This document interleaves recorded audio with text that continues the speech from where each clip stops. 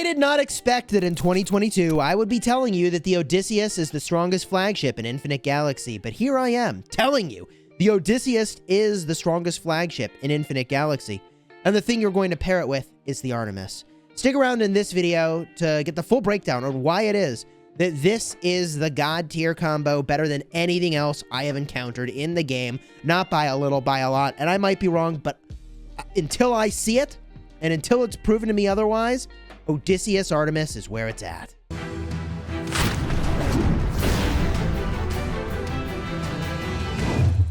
Hello, my friends, and welcome back. I'm Chisgule Gaming, and this video has been sponsored by the makers of Infinite Galaxy, and today I want to talk about a combo that I showcased in a recent video when we bumped up against it in the Galaxy Summit. You can watch and see after this video ends exactly how crushed we were by this combo that just, kept living forever. Forever. It would never die. And every time we would bump into, this pair of flagships, they just were a one-person beat everybody else on the field army. It was insane. And then, I know, it's exaggeration. This is hyperbole, but it's really not. Also, at the same time, this is busted. What is happening that makes the Odysseus the single best flagship in the game? And I will tell you. It is the awakening skill, restoring shields. Because here's how this works. When you are winning a fight, the more you are winning by, the more OP this becomes. Where you're recovering lots of shields, recovering lots of shields, recovering lots of shields. Your sustain is just absolutely god tier. And the better your equipment, your outfitting and your crew and all these things get, it becomes exponentially more powerful in my estimation. Because the more you can increase your total shields, the more shields you're recovering. Honestly, I kind of wish that every awakening skill in the game worked more like this, giving us something really, really, really interesting as a building block to work with. But recovering 20% shields is totally OP. It's completely insane. And, wow, let me just walk through how insane this can be. Because you don't just take the Odysseus and say, well, that was cool, 20% shield recovery, because the Odysseus has good skills. Fleet leadership limit is nice. More ships is good. Making it so you get the bonus against the type that you counter is cool. That's great. Making it so you lose less ships in battle seems not all that amazing, except have you played Outermost Crusade? Have you played Galaxy Summit? Are you not running out of warships? I think we all are. And then right over here, warship attack and warship armor. All of this is fine. Okay. But what breaks the shield recovery? And it's not any of these other skills on the Odysseus.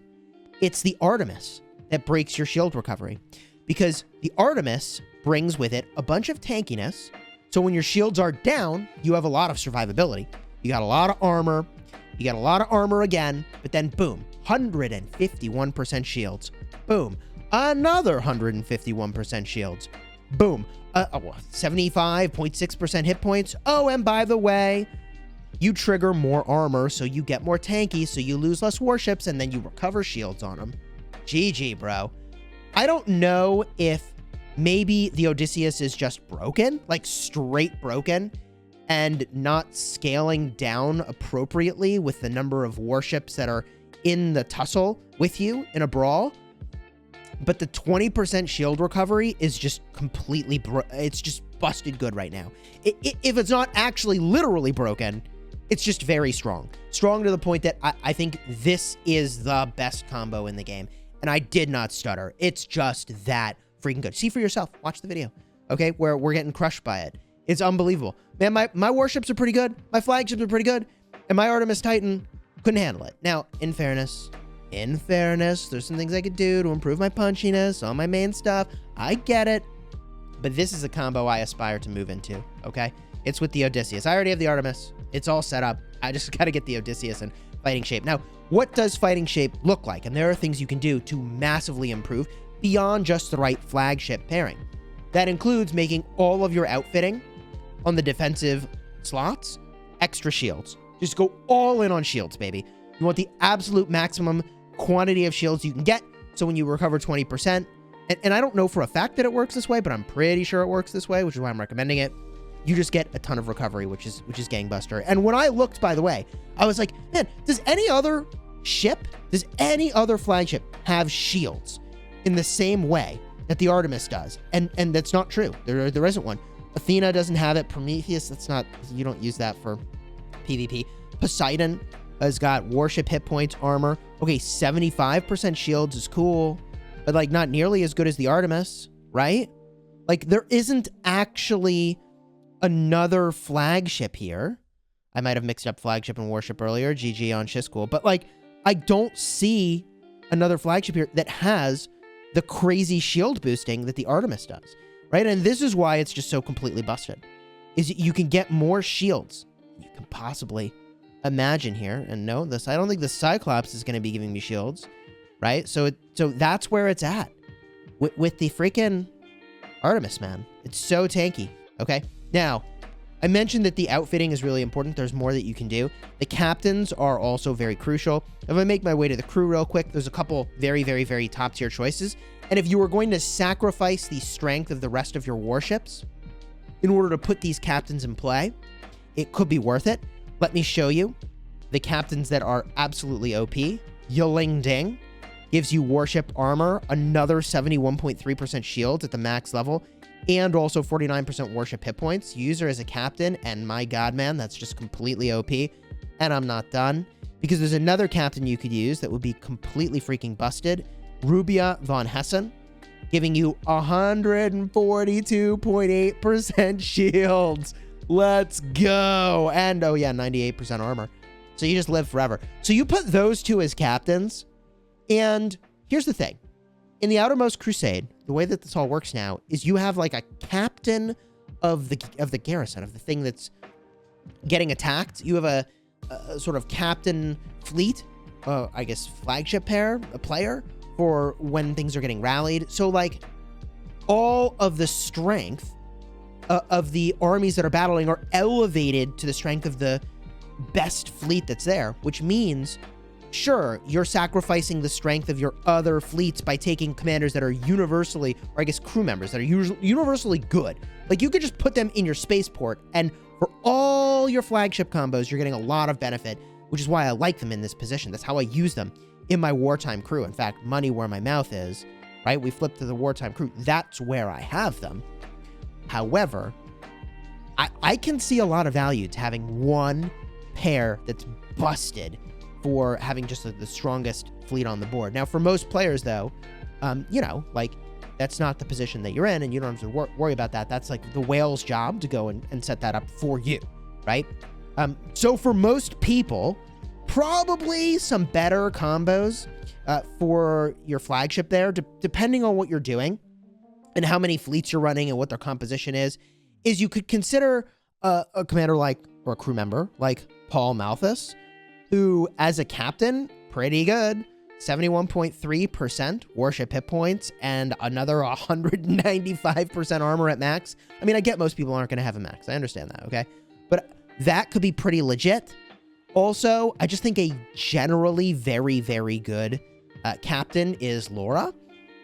If your ships are already extremely tanky, yes, giving more shields is one angle of attack. The other angle of attack to give yourself more sort of sustain, but not exactly, is just to have more warships, right? Because then theoretically the damage is kind of being spread across more stuff. That's not exactly how that works, but when you have a lot of stuff there, it just becomes very overwhelming. So having a lot of warships is very powerful. I think this is actually a pretty solid way to go, especially because the Odysseus already gives you a lot of warships. You can get kind of an overwhelming number in one fleet. This is maybe better for the Galaxy Summit and less important for Outermost Crusade. In Outermost Crusade, you probably want the punchiness elevated more rather than the quantity of ships, but I don't know. I'm just hypothesizing and all that. And a very obvious captain choice over here, assuming we're still using kinetic damage on our frigates with T10s, and this is if you're using T10s and you're spending your way into it. My God, man. I mean, you want some fleet leadership limit right over here, baby. Get another 2,650 fleet leadership limit on Pearson McConnell. And also 80% kinetic weapon attack. Woohoo! I mean, your ships are going to already last a long time, so just bring more of them. They're already very powerful. I kind of prefer the more shields route rather than more warships route.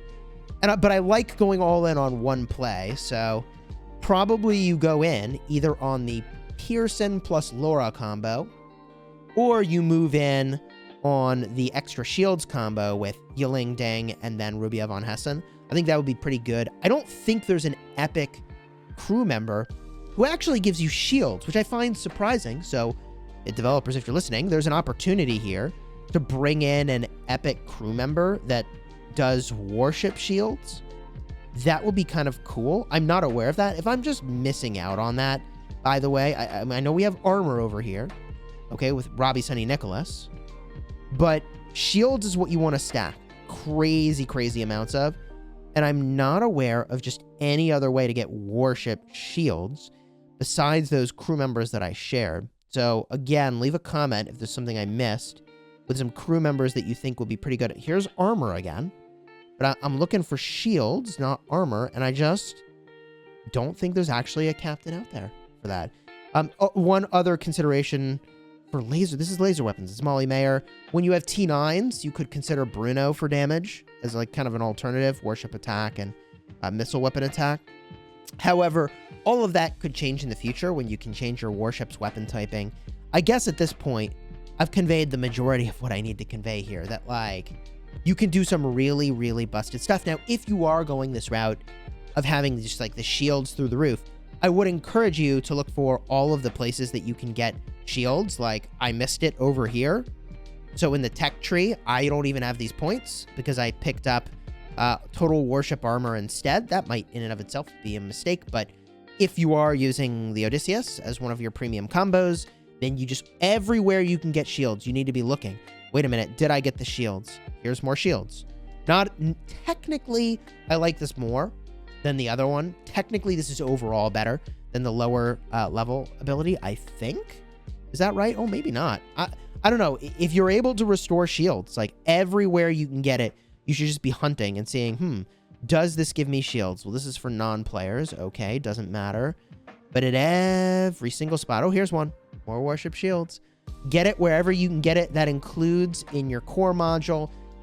And I think I've, at this point, covered everywhere that you can get more shields, right? Right? If you enjoyed this video, throw a like on here. Consider subscribing. Let me know your thoughts about this combo. That basically, I just have never seen anything so tanky. And like, it's like I said, man, I am not slouching with my Titan.